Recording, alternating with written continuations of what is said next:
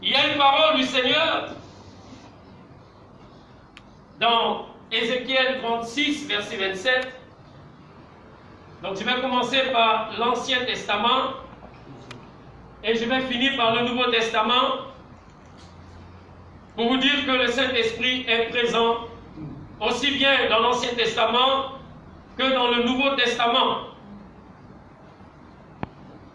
Dans Ézéchiel 36, verset 27, Dieu dit, « Je mettrai mon esprit en vous et je ferai que vous suiviez mes prescriptions et que vous observiez et pratiquiez mes ordonnances. » Notre Père dit, « Je mettrai mon esprit en vous. » Vous voyez que le verbe ici est au futur. Elle est parfait. Plutôt, je dirais. N'est-ce pas? Je mettrai, ce n'est pas encore arrivé. Je mettrai mon esprit en vous. Et pendant que le Seigneur le disait, l'Esprit de Dieu n'était pas encore donné. L'Esprit du Seigneur n'était pas encore en nous. Je ne sais pas si vous comprenez bien ce que l'Esprit est en train de vous dire. Amen. Pendant que le Seigneur, notre Père, le disait, je le répète, l'Esprit n'était pas encore en nous. Il fait ici une promesse. Une promesse pour la nouvelle humanité qui allait arriver. Amen. Et cette nouvelle humanité qui allait arriver allait être conditionnée par la venue de Jésus-Christ. C'est Jésus qui nous fait entrer dans une nouvelle humanité. Quand je dis une nouvelle humanité, je parle de tous les rachetés en Jésus-Christ. Tout cela que Jésus allait venir sauver. Mais je répète encore, ce n'était pas encore le temps. Quand Dieu disait cela dans Ézéchiel 36, ce n'était pas encore le temps. C'était juste une promesse. Et vous savez tous que quand Dieu fait une promesse, il accomplit toujours. Amen. Il va encore dire, l'esprit de vérité, dans Jean 14, 17, l'esprit de vérité que le monde ne peut recevoir. Le monde ne peut pas recevoir l'esprit de vérité. Le Saint-Esprit n'est pas donné à n'importe qui. Il faudrait comprendre que le monde ne peut pas recevoir cela. C'est-à-dire que la chair ne peut pas recevoir cela. Il fallait une nouvelle humanité.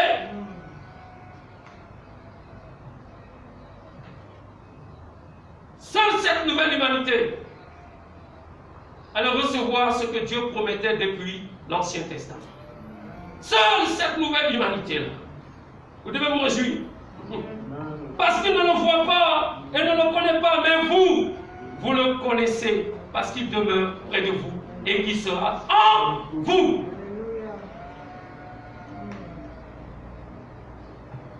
Et l'apôtre Paul de poursuivre en disant, pour vous, vous n'êtes plus sous l'emprise de la chair, mais sous celle de l'esprit. Si du moins l'esprit de Dieu habite en vous. Si quelqu'un n'a pas l'esprit de Christ, il ne lui appartient pas. Je suis en train de vous lire la parole de Dieu pour que vous puissiez comprendre que c'est seulement en Jésus-Christ que l'Esprit de Dieu peut venir en vous. Si Jésus n'avait pas été donné, l'Esprit n'allait pas aussi venir. Jésus est au centre du plan rédempteur de Dieu. Jésus est au centre de ce que Dieu allait faire dans les années à venir. Même s'il parle au passé, sachez que avant le passé, il y avait le futur. Le futur va déterminer ce qui allait se passer. Le futur allait déterminer ce qui allait venir. Et vous allez après, lorsque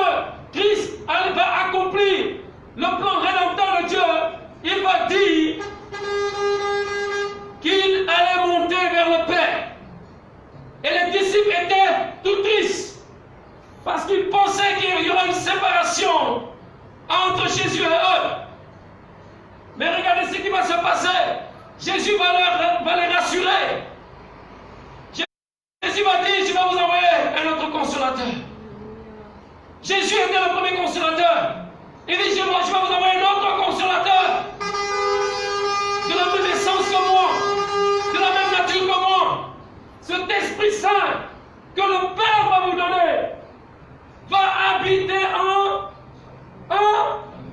vous. Alléluia. Alléluia. Il dit que vous ne serez plus en ce moment sous l'emprise de la chair. Nous étions auparavant sous l'emprise de la chair. Mais quand le Saint-Esprit sera en vous, vous serez sous l'emprise du Saint-Esprit. Vous serez sous l'emprise du Saint-Esprit. C'est-à-dire que c'est le Saint-Esprit qui va commencer à vous contrôler. C'est le Saint-Esprit qui va commencer à vous conduire. C'est le Saint-Esprit qui va faire en sorte que vous respectiez les commandements de Dieu. C'est pour cela qu'il disait dans Ézéchiel 36 que je ferai en sorte que vous suiviez mes prescriptions. Qui va le faire? Qui va le faire? C'est l'Esprit de Dieu qui est en toi, qui va t'amener à suivre les prescriptions de Dieu. Ce n'est plus sous l'emprise de la chair, ce sera sous l'emprise du Saint-Esprit qui est en toi et en moi.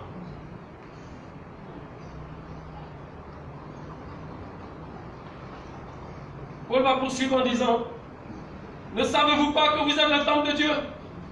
Ne savez-vous pas que vous êtes le temple de Dieu? Et que l'Esprit de Dieu habite en... J'insiste là-dessus. J'insiste là-dessus. Je vous ai envoyé tous un petit message. Et je vous ai dit que si Jésus n'est pas en toi, si tu n'as pas accepté Jésus-Christ, si tu n'as pas reçu comme ton Seigneur et Sauveur personnel, ne pense même pas que ta prière sera exaucée. Ne pense même pas que l'Esprit de Dieu va venir habiter en toi. La condition de Dieu, c'est que au préalable, tu reçoives Jésus-Christ comme ton Seigneur et Sauveur. Et ensuite, le Saint-Esprit viendra habiter en toi. Alléluia. On n'a jamais. Le Saint-Esprit est là. Le Saint-Esprit est là. La mort a disparu. Alléluia. Tout ce que cause la mort, le péché, tout ce que cause le péché, c'est-à-dire la mort, va disparaître. Lorsque le Saint-Esprit est là, en toi. Alléluia. Alléluia. Jean va aller plus loin. L'apôtre Jean va aller plus loin en disant, dans 1 Jean 2, verset 27, il dit, pour vous, l'onction que vous avez reçue de lui demeure en vous. L'onction que vous avez reçue demeure en qui? En moi. Merci mon frère. Tiens, merci. Que Dieu exauce sa parole. Alléluia. Pour vous, l'onction que vous avez reçue de lui demeure en vous. Et vous n'avez pas besoin qu'on vous enseigne.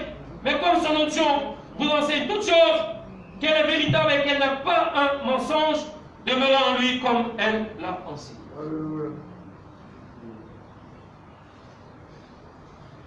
L'onction demeure en qui? En nous. En moi. Alléluia. Alléluia. En moi, en toi. L'onction est en nous. Alléluia. Alléluia. Vous savez, quand le Père avait fait cette promesse depuis Joël 2, verset 28, que dans les derniers temps, il répandra son esprit sur toute chair. Le temps n'était pas encore venu.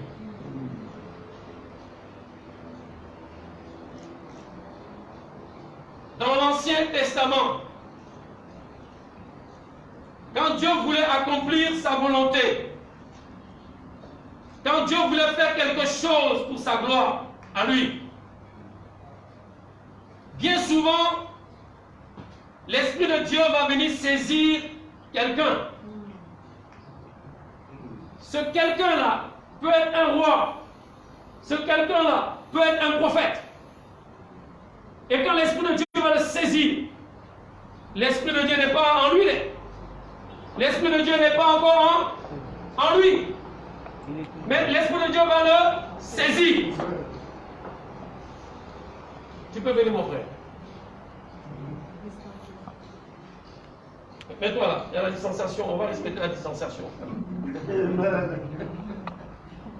Parce que on ne sait jamais. Nous voulons respecter les consignes des autorités. Parce que la Bible dit de nous soumettre à toute autorité établie par Dieu. On se soumet. Quand Dieu veut se saisir de Francis, je parle de l'Ancien Testament. Hein. Supposons que Francis est un prophète.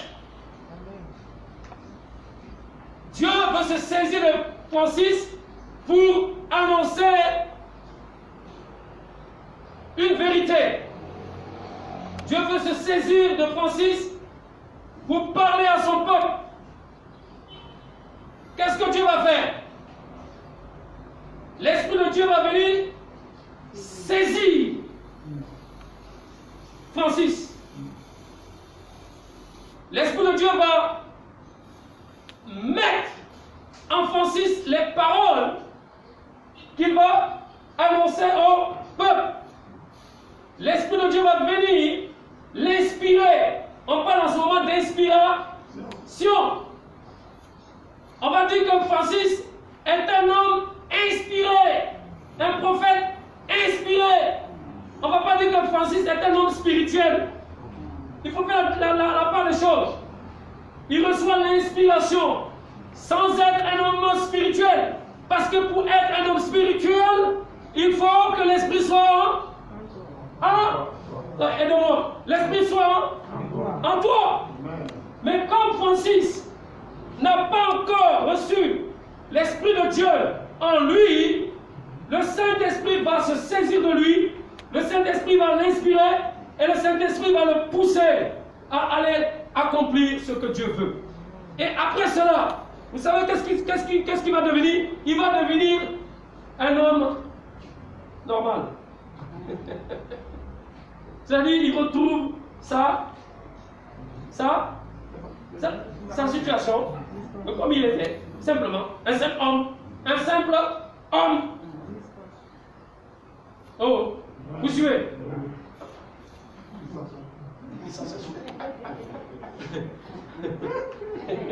Merci. Alléluia. Vous comprenez? Il le fait aussi avec un roi. C'est comme ça que ça se passait. Tu peux t'asseoir. Mais dans le Nouveau Testament, il n'en est pas ainsi. Écoute-moi maintenant. C'est là où Jésus dit, il m'est avantageux que je m'en aille. Il m'est avantageux que je m'en aille. Parce que si je m'en vais pas, le Saint-Esprit ne viendra pas. Mais si je m'en vais, je vous enverrai et il sera en... Hey, quelle grâce! Amen. Quelle grâce! Alléluia. Les chrétiens que nous sommes, nous avons reçu la grâce aujourd'hui d'avoir le Saint-Esprit en nous. Ceux de l'Ancien Testament ne pouvaient pas dire que notre corps est le temple du Saint-Esprit. Mais toi, tu peux le dire parce que le Saint-Esprit habite en toi.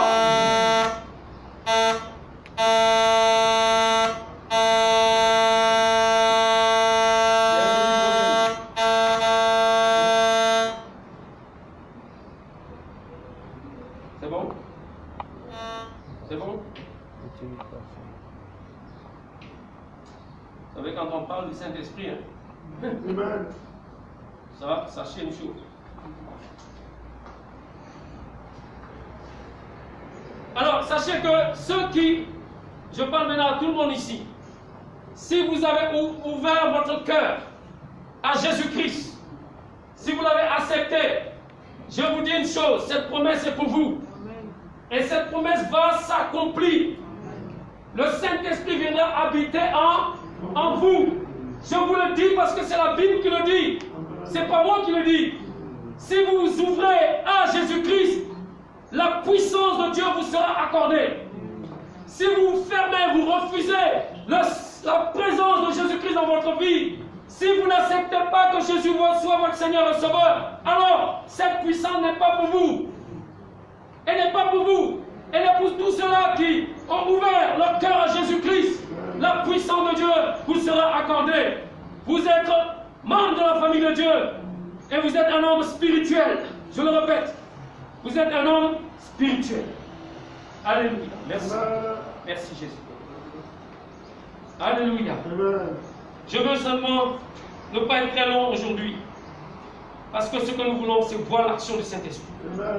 C'est ça qui est important pour moi aujourd'hui. Amen. Je veux voir l'action du Saint-Esprit dans ta vie. Mais je suis en train juste de te dire comment tu peux recevoir le Saint-Esprit. Comment tu peux vraiment le recevoir. Alléluia. Vous savez, vous êtes là, je suis là. Nous avons déjà appris dans Acte 1, verset 8, une autre promesse. Qu'est-ce qu'il est dit là-bas? Vous recevrez quoi? Une puissance. Celle du survenant sur et vous serez témoins. Alléluia. Encore une promesse que Jésus va réitérer. Parce que le Père et le Fils n'ont qu'un seul langage. Le Père ne peut pas se dissocier au Fils, le Fils ne peut pas se dissocier au Père. Ils n'en font qu'un. Ils ont le même esprit. C'est l'esprit de Dieu, c'est l'esprit de Jésus. C'est le même esprit. Et quand l'esprit parle, alors, même si le Père a parlé, le Fils aussi va dire la même chose. Je veux vraiment que vous compreniez qu'avant que le Saint-Esprit descende sur les disciples, il s'est passé quelque chose dans la chambre haute. Le Seigneur les a dit, attendez. Attendez. Attendez. Attendez quoi? Attendez que cette promesse s'accomplisse. Attendez que vous receviez le Saint-Esprit en vous. Attendez. Ils étaient dans la chambre haute. Vous savez, pourquoi ils étaient dans la chambre haute? Est-ce que c'est la chair qui les a introduits dans la chambre haute? Hein? Non, il fallait encore, je le répète, regardez bien, quand je vous ai dit que le Saint-Esprit peut utiliser un prophète, il peut utiliser un roi, il peut utiliser qui il veut. Ne pensez pas qu'ils étaient allés comme ça dans la chambre haute par leur propre chair. Non. C'est l'Esprit de Dieu qui avait disposé leur cœur. Souvent, nous voulons forcer les gens. Si nous le forçons par nous-mêmes, ça ne marchera pas. Nous devons demander au Saint-Esprit de disposer les cœurs. Le psalmiste disait, Seigneur, dispose mon cœur et que j'ai un cœur pur. Il parle à qui? Il parle à Dieu, le Père, que le Dieu le Père, par son esprit, vienne disposer son cœur. Tous ceux qui étaient dans la chambre haute avaient le cœur disposé par le Saint-Esprit. Ils étaient prêts maintenant à recevoir. Et lorsqu'ils étaient dans la chambre haute, il s'est passé beaucoup de choses que certainement la Bible n'a pas dit. Mais chacun pouvait, par l'action du Saint-Esprit, être convaincu d'un péché. Alléluia. Vous savez, le Saint-Esprit ne va pas descendre dans un cœur impur. Il fallait qu'il y ait une repentance dans la chambre haute. Il fallait que chaque personne puisse régler sa situation vis-à-vis du Père. Que chaque personne dise au Seigneur, là j'ai péché, là j'ai commis ceci, cela. Il fallait un état d'esprit prêt à recevoir le Saint-Esprit. Et cet état d'esprit-là, les disciples qui étaient dans la chambre haute l'avaient par le Saint-Esprit. Ce n'était pas par la chair. Vous savez, tout ce que Dieu fait, il le fait par son esprit. Tout ce que Dieu fait, il le fait par son esprit. Même si pour aujourd'hui, te baptiser du Saint-Esprit, il va le faire. Il n'y aura pas une intervention de l'homme. Il n'y aura même pas une intervention d'un homme. Moi, quand j'ai reçu le Saint-Esprit, c'est venu comme ça. J'avais soif, simplement. Et la soif que j'avais de recevoir le Saint-Esprit, ça ne venait pas de moi. Ça ne venait pas de moi. Parce que vous savez que la chair, même si la chair a soif, il a soif d'autre chose. La chair a soif du péché, mais il ne peut pas avoir soif du Saint-Esprit. Alléluia. Je répète, la chair ne peut pas avoir soif du Saint-Esprit.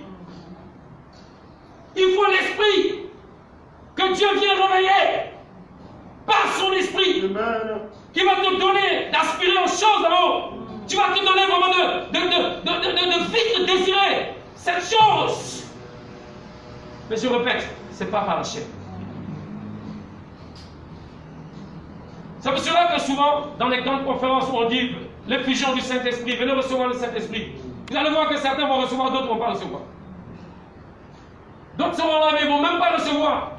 Pendant 3 jours de séminaire, ils ne reçoivent rien.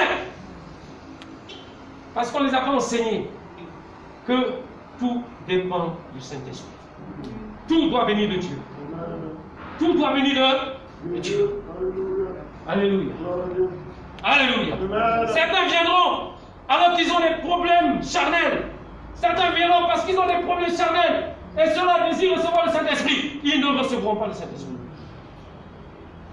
C'est pour cela que ça demande une préparation spirituelle. Une préparation spirituelle.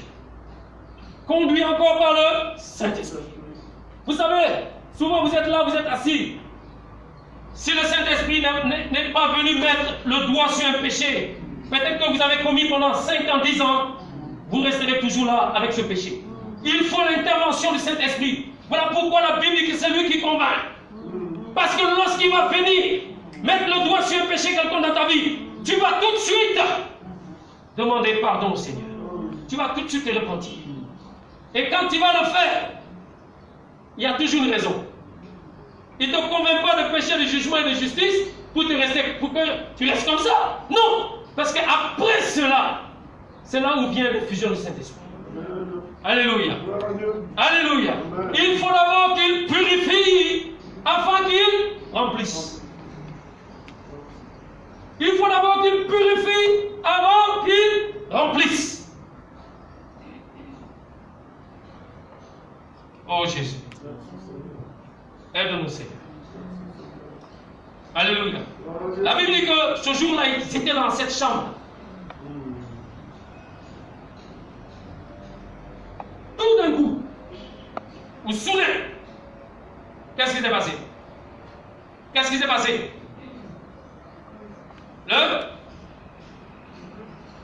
Vous l'avez jamais vu? Tout d'un coup, vous vous souvenez, qu'est-ce qui s'est passé? Le Saint-Esprit est descendu. Mais l'apôtre Paul a décrit ça comme un vent violent. En tant que juif, il ne pouvait que parler ainsi. C'est ce qu'on appelle la notion physique du Saint-Esprit. Parce que les juifs d'autant voyaient Dieu à travers le vent. Quand il y avait vent violent, ils disaient que certainement le Seigneur est là. Donc ils voyaient Dieu ainsi. Et l'apôtre Paul va décrire le témoignage de la présence du Saint-Esprit qui est donné, qui est venu, qui est donné par le Père. Il le représente comme un vent violent.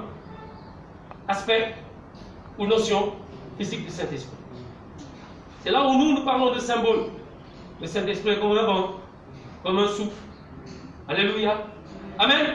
Mais plus tard, ils vont voir le Saint-Esprit comme une notion morale. C'est-à-dire que le Saint-Esprit est saint. C'est pour ça qu'on dit Saint-Esprit. Il est saint. Donc, ça implique que le peuple doit marcher dans la sanctification, dans la sainteté. Si le peuple de Dieu veut vraiment que le Saint-Esprit les utilise, il doit marcher dans la sainteté. Alléluia. C'est pendant la Pentecôte que vraiment ils vont maintenant comprendre la notion maintenant du Saint-Esprit, mais une notion spirituelle. C'est là qu'ils vont comprendre que Jésus nous avait dit qu'il viendra, le Saint-Esprit, nous remplit de puissance, nous remplit de force. Là, ça devient le domaine spirituel. Vous savez, tout homme qui veut aujourd'hui servir Dieu sans le Saint-Esprit, il n'y parviendra pas. Vous avez vu que c'est quand le Saint-Esprit est descendu sur eux que la Bible dit ils seront les témoins. Vous ne pouvez pas être un témoin de Jésus-Christ sans le Saint-Esprit. Alléluia. Alléluia. Nous voyons simplement, nous les chrétiens d'aujourd'hui, on voit le Saint-Esprit seulement comme une puissance qui va venir. Bon, Saint-Esprit, donne-moi la puissance. Je veux te servir. Donne-moi la puissance. Oui, il te donnera la puissance, certainement, mais à condition que tu es Jésus. Amen. À condition que tu es Jésus dans ton cœur. À condition que tu as dit, Jésus, tu es mon Seigneur et mon Sauveur. C'est-à-dire que Jésus est celui qui a les rênes de ta vie. À condition que tu dis, ce n'est plus moi qui vis, c'est Jésus-Christ qui vit en moi. Vous savez pourquoi on vous passe par les eaux du baptême? C'est parce que vous voulez marquer votre identification à Christ, en sa mort et à sa résurrection. C'est pour cela que la plupart du temps, tous ceux qui ont reçu le baptême du Saint-Esprit sont d'abord passés par les eaux du baptême. C'est pour cela que quand Pierre a parlé à la foule, Pierre va leur dire, répentez-vous d'abord, croyez en lui, et vous recevrez le don du Saint-Esprit. C'est important de comprendre que c'est vrai que ce n'est pas dans tous les cas où le Saint-Esprit est donné, parce que simplement tu es passé par les eaux du baptême. Il y a des cas où tu reçois le baptême du Saint-Esprit sans être passé par les eaux du baptême. Il y a des cas comme ça. Mais Dieu connaissant les cœurs, Dieu connaissant les cœurs, vous savez que le baptême d'eau, c'est juste un symbole de notre identification. C'est juste un symbole. Mais quand le Seigneur voit dans ton cœur que réellement tu es mort au péché, que réellement la chair n'a plus d'emprise sur ta vie, quand il voit cette sincérité de ton cœur, il peut venir facilement te remplir. Alléluia. Amen. Alléluia. Je vais terminer par les deux aspects de l'œuvre du Saint-Esprit dans ta vie. Et nous allons prier. Vous savez, quand le Saint-Esprit vient en toi, écoute-moi bien, parce que c'est ça qui est important. Il vient en toi pour ta transformation. Il vient en toi pour t'amener à la ressemblance de Jésus-Christ. Il vient en toi pour que tu puisses porter le fruit de l'Esprit. Il vient en toi pour que tu puisses vraiment avoir le caractère et la nature de Christ en toi. Le Saint-Esprit vient en toi, c'est ce qu'on appelle la régénération. Il vient te transformer. Alléluia. Alléluia. Alors quand il est en toi pour faire cette œuvre de transformation, il va t'amener au fur et à mesure, parce que c'est progressivement, ce n'est pas un coup, c'est progressivement, tu commences à porter le fruit de l'esprit, l'amour, la patience, la bonté. Tous ces fruits-là vont commencer à se manifester. Alléluia. Alléluia. Écoute-moi, c'est important. C'est important. Quand le Saint-Esprit vient en toi, c'est d'abord pour ta transformation.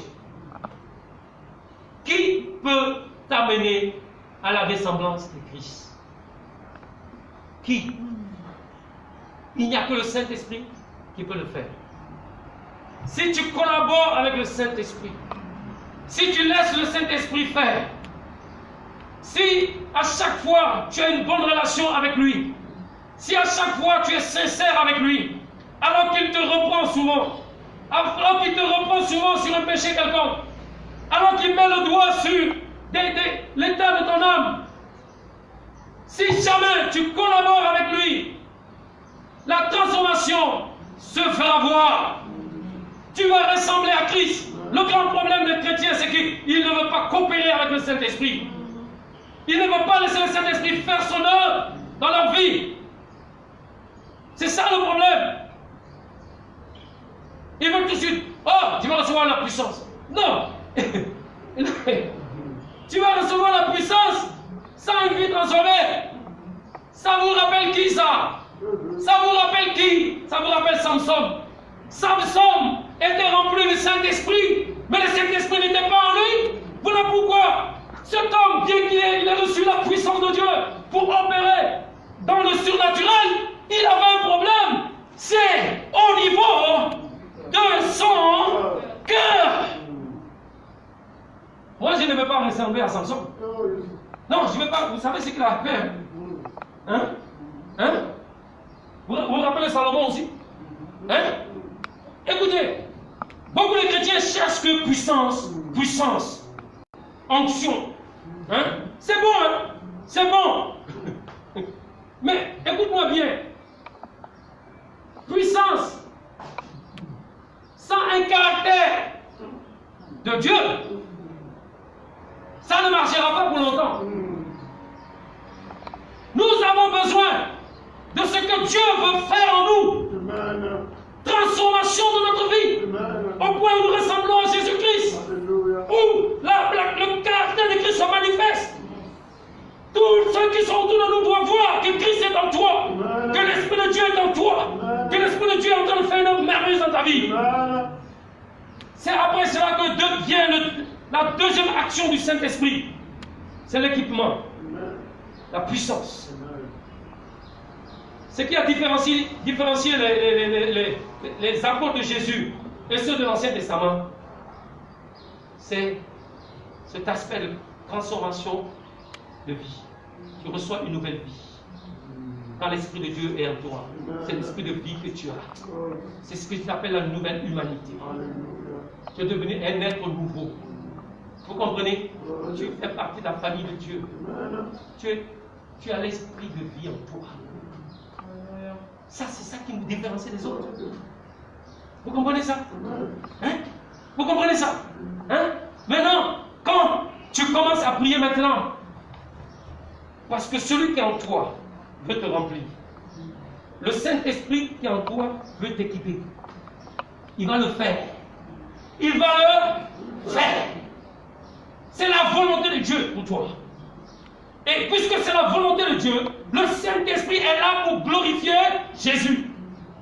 Le Saint-Esprit ne peut pas faire autre chose que ce qu'il a été dit de faire. C'est pour cela que si jamais vous laissez le Saint-Esprit travailler dans votre vie, je vous dis que les dons spirituels seront manifestés. Et parmi ces dons spirituels, la puissance fait partie. Les dons de miracle font partie. Le parler en langue, ça fait partie. La prophétie, le don de prophétie, ça fait partie. Celui qui est en toi, c'est celui qui possède tout ça. Celui qui est en toi, le Saint-Esprit possède tout ça. Je vous assure que le Saint-Esprit peut manifester ça. La puissance de Dieu peut être manifestée.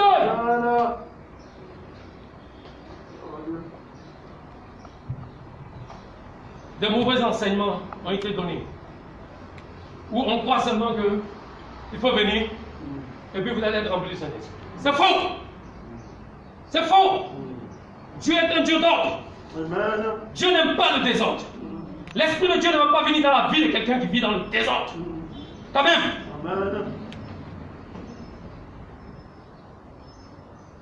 Tu peux dire aujourd'hui en Christ que tu as plus que ce que les autres de l'Ancien Testament, les hommes de l'Ancien Testament avaient. Toi, tu as plus. Tu as plus. Alléluia. Gloire à Dieu. Alléluia. Gloire à Dieu. Il est appelé l'esprit de force. Amen. Il est appelé l'esprit de puissance. Il est en qui? Il est en qui? En moi. Mais qu'est-ce qui fait que je ne vois pas cette puissance se manifester? Qu'est-ce qui fait que je ne vois pas les dons du Saint-Esprit se manifester? C'est moi-même. C'est moi-même. Ce n'est pas les autres. C'est toi-même. Nous sommes en train de commémorer aujourd'hui de la Pentecôte. Nous voulons vivre une nouvelle effusion du Saint-Esprit. Mais nous devons comprendre qu'il y a des étapes pour arriver à ça, à l'effusion du Saint-Esprit. Donc on vous dit rempli du Saint-Esprit. Donc on vous dit baptisé du Saint-Esprit. Donc on vous dit effusion du Saint-Esprit. C'est la même expérience. C'est la même expérience.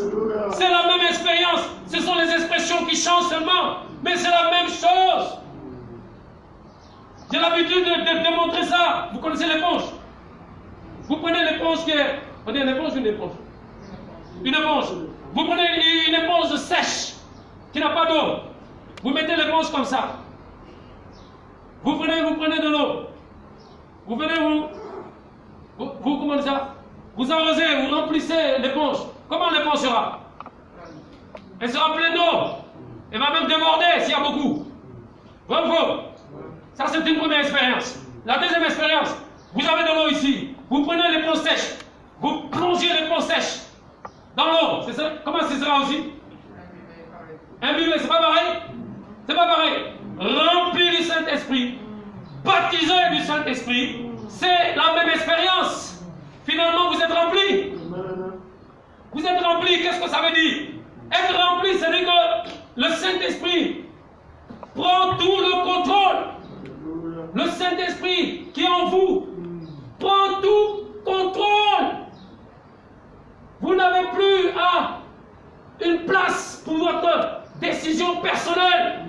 Vous n'avez plus une place pour votre intérêt personnel. Vous n'avez plus une place pour même vos programmes personnels. C'est le Saint-Esprit qui va vous conduire, non seulement dans toute la vérité, il va vous diriger, il va vous amener à accomplir l'œuvre du Seigneur. Vous savez, l'apôtre Paul était rempli du Saint-Esprit, parce que cet homme-là, lorsqu'il voulait aller même en Asie mineure, le Saint-Esprit l'a arrêté. Le Saint-Esprit l'a arrêté. Cet homme a capitulé devant le Saint-Esprit. Il a capitulé, parce qu'il dépend du Saint-Esprit. C'est ça que ça veut dire rempli du Saint-Esprit. C'est cette dépendance complète. C'est laisser le Saint-Esprit lui-même vous conduire. C'est ça, rempli du Saint-Esprit. Alléluia. Le reste, la puissance qui va se manifester, les dons de miracles qui vont se manifester. La Bible dit que le Saint-Esprit, quand Jésus est sorti, a été baptisé, le Saint-Esprit est descendu sur Jésus. Quand le Saint-Esprit est descendu sur Jésus, en forme de colombe, encore voilà une image, hein? En forme de colombe, c'est ce que j'ai une notion physique, en forme de colombe. Alléluia. Le Saint-Esprit a saisi Jésus. Il a conduit Jésus dans le désert. Voilà un homme qui s'est laissé conduire par le Saint-Esprit. Il n'a pas dit, laisse-moi, Saint-Esprit. Tu veux m'amener au désert? Désert, laisse-moi. Non. Il se laisse emporter. Il se laisse emporter. Il se laisse pousser par le Saint-Esprit. Le Saint-Esprit le conduit dans le désert où il fut tenté. Mais après cette tentation, le Saint-Esprit lui a donné la force de résister à la tentation, au tentateur. C'est encore le Saint-Esprit qui a donné le courage, la force d'aller jusqu'à mourir en voie. Le Saint-Esprit. Alléluia. Et quand il viendra, vous allez voir que ce ne serait plus pareil. Vous savez pourquoi beaucoup ont peur d'aller sortir pour évangéliser? Ils ne sont pas remplis du Saint-Esprit. Je vous dis, hein? Ils ne sont pas remplis du Saint-Esprit. Ils n'ont pas l'esprit de force. D'autres même n'ont même pas d'amour pour aller. Comment il est appelé? L'esprit d'amour. Hein? L'apôtre Paul, quand il n'avait pas le Saint-Esprit, il a régné Jésus, non? Et Pierre, l'apôtre Pierre, il a régné Jésus, non? Et nous, quand on lit ça, on dit, regarde cet homme-là. Pourtant, il était avec Jésus, hein? Il a vu Jésus accomplir des miracles, hein? Quand Jésus multipliait le pain, là, il était là, hein? Il a vu Jésus accomplir des miracles. Il était là, hein? Et puis, on lit, il a failli. Il a failli. Il a régné Jésus à 3 reprises. Mon frère, si tu étais à sa place, tu allais faire la même chose. Si tu étais à sa place, tu allais faire la même chose. Tu allais régner Jésus. Mais ceux qui ont l'Esprit de Dieu en eux, parce qu'après cela, quand le Saint-Esprit est descendu sur lui, parce qu'il était aussi dans la chambre, il s'est tenu devant combien de personnes? Hein? Alléluia. 5 000 ou 3 000. Il s'est tenu et il a proclamé Jésus-Christ. Sans crainte. Il était transformé, cet homme-là. Il y avait un changement dans sa vie. Voilà pourquoi il pouvait faire ce qu'il a fait. Par le Saint-Esprit. Et je prie vraiment que Dieu nous amène à être remplis du Saint-Esprit. Levons-nous. Ce qui est plus important, c'est de le recevoir. Il faut le recevoir.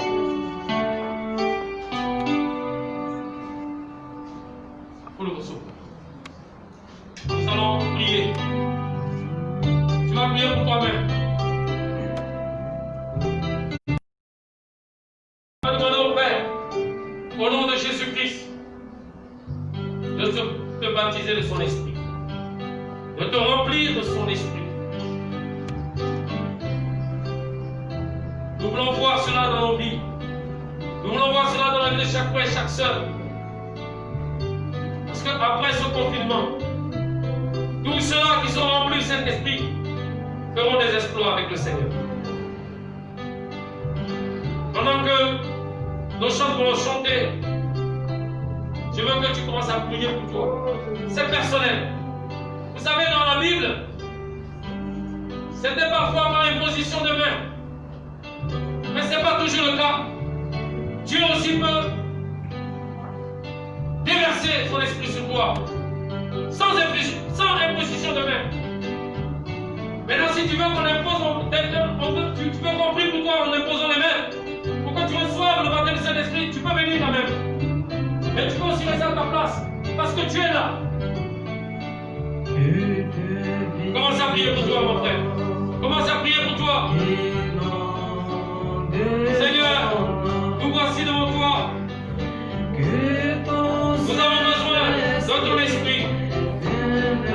Cette promesse est pour chacun d'entre nous. Cette promesse est pour tous tes enfants, tous ceux qui ont reçu Jésus-Christ comme Seigneur et Sauveur, ceux qui ont cru en Jésus-Christ.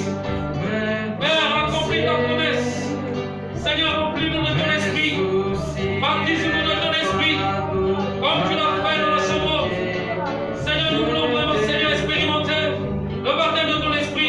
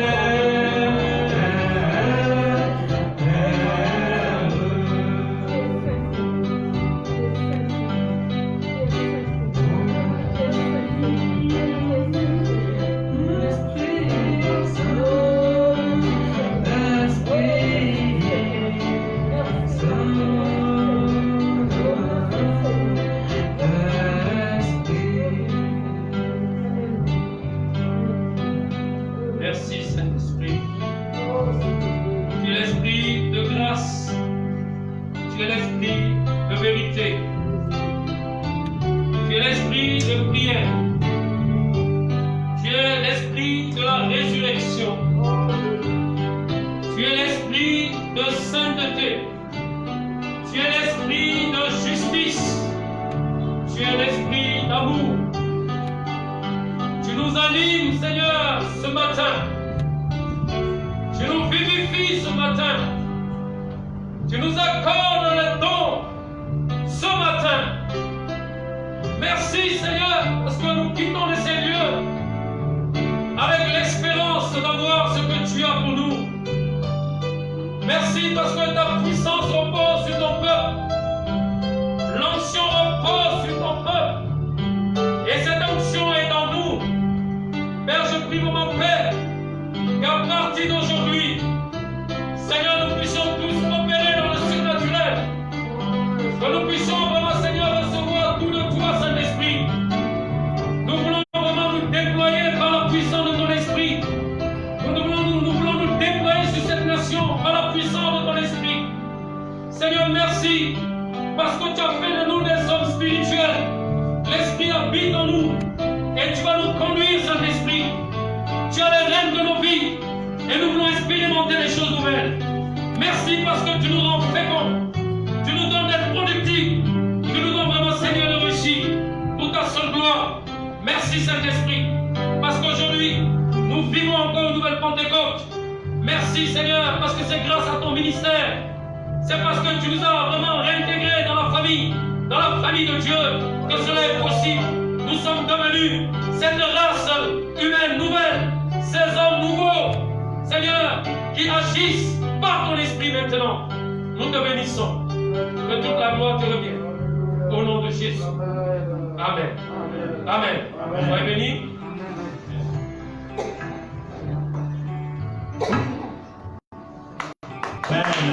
Amen.